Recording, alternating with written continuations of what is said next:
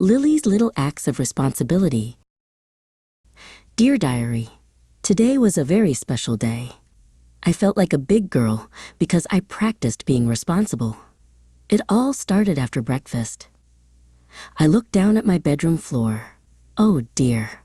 My blocks were everywhere, and my dolls were napping on the rug.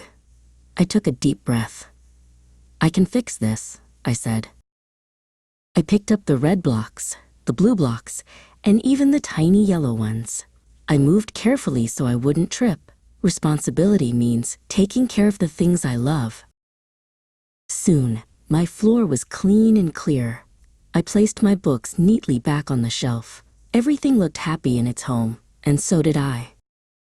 Next, it was time to check on Barnaby. He is my tiny, fluffy hamster. "Good morning, Barnaby," I whispered.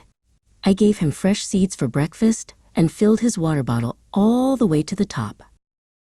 I made sure the lid was tight. No drips allowed. Barnaby wiggled his little pink nose. I think that meant, "Thank you."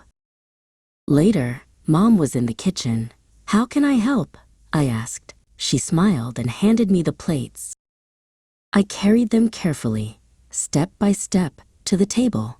One plate for each chair. Then I added napkins, folding them into neat little triangles. I felt like part of a very important team. After dinner, I spotted my jumper on the floor. This time, I didn't walk past it. I picked it up and carried it all the way to the laundry basket. "Great job, Lily," Mom said. My heart felt warm and proud.